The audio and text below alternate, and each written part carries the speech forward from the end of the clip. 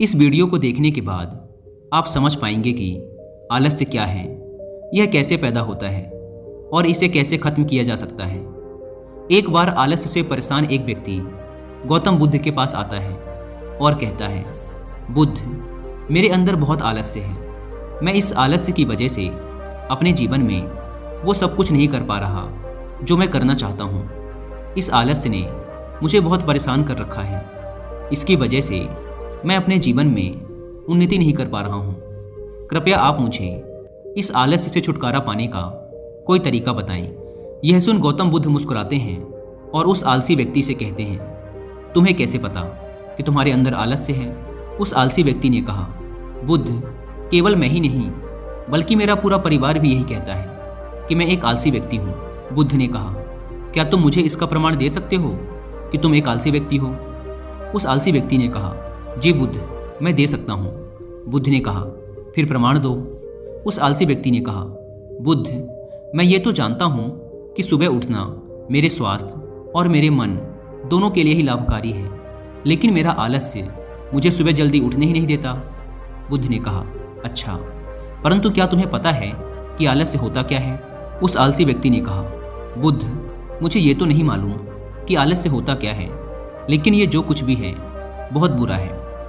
बुद्ध ने कहा, आलस्य एक मानसिक अवस्था है, एक भाव है, एक विचार है जिसे जाने अनजाने में हम इंसान खुद ही अपने अंदर पैदा करते हैं। आलसी व्यक्ति ने कहा, परंतु वो कैसे बुद्ध? बुद्ध ने कहा, पहले तो तुम ये समझो कि हमारे भीतर आलस्य दो कारणों से पैदा होता है। पहला कारण है शारीरिक और दूसरा कारण है मानसिक। शारीरिक आलस्य का पहला कारण है भोजन। जब हम कोई ऐसा भोजन ग्रहण करते हैं जिसमें खुद कोई जीवन नहीं है, तो ये भोजन हमारे शरीर के लिए बोझ बन जाता है और फिर यह हमारे अंदर आलस्य पैदा करता है, क्योंकि हमारा शरीर भोजन से मिलने वाली ऊर्जा के सहारे चलता है और फिर हम इसे जैसा भोजन देते हैं वैसे ही ऊर्जा हमारे शरीर को भी प्राप्त होती है। इसलिए अगर तुम आलस्य से बचना चाहते हो तो आसानी से पचने वाले और सीधे प्राकृतिक से प्राप्त होने वाले भोज्य पदार्थों को अपने भोजन में शामिल कर दो। शरीर के स्तर पर आलस्य का दूसरा कारण है गलत तरीके से चलना, गलत तरीके से बैठना और गलत तरीके से लेटना। गौतम बुद्ध ने आश्रम के भिक्षुओं की तरफ इशारा करते हुए उस आलसी व्यक्ति से कहा, अगर तुम ध्यान से देखो तो तुम्हें आश्रम के इन भिक्षुओं के चलने, बैठने और लेटने की अवस्थाओं में एक विशेष प्रकार का संतुलन नजर आएगा। जब ये चलते हैं तो इनके पैरों के बीच एक तालमेल होता है। जब ये बैठते हैं तो इनकी रीढ़ की हड्डी एकदम सीधी होती है और गर्दन थोड़ी सी ऊपर होती है, और जब ये लेटते हैं तो इनका शरीर एकदम शिथिल होता है। इनके शरीर के किसी भी अंग पर कोई तनाव नहीं होता, जिसके कारण ये एक गहरी और आरामदायक नींद ले पाते हैं। उस आलसी व्यक्ति ने पूछा, बुद्ध, क्या पर्याप्त नींद लेना भी उतना ही जरूरी है? बुद्ध ने कहा, ना कम ना ज़्यादा, हमेशा ही पर्याप्त मात्रा में सोना लाभकारी होता है। अगर तुम आज रात पर्याप्त नींद नहीं लेते तो तुम्हारा कल का पूरा दिन थकान और आलस से भरा होगा। इसलिए पर्याप्त नींद भी उतनी ही जरूरी है। आलसी व्यक्ति ने कहा, हाँ बुद्ध, ये तो मैंने भी महसूस किया है।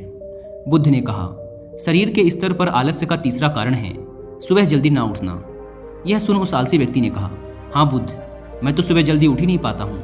बुद्ध ने कहा, तुम सुबह जल्दी तब उठ पाओगे जब तुम रात में जल्दी सोओगे। बुद्ध ने आश्रम के भिक्षुओं की तरफ इशारा करते हुए कहा, इन भिक्षुओं को देखो, इन्होंने रात्रि में अपने सोने का एक निश्चित समय निर्धारित कर रखा है और यही कारण है कि ये रोज प्रातःकाल जल्दी उठने में सक्षम हो पाते हैं। हर एक बौद्ध भिक्षु को अनुशासन का पालन करना होता है और यही अनुशासन इनके जीवन में संतुलन लाता है। कुछ लोग अनुशासन को एक बंधन समझते हैं। उन्हें लगता है कि अनुशासन उन्हें बांधता है, लेकिन सच्चाई ये है कि अनुशासन हमें बांधता नहीं बल्कि स्वतंत्र करता है।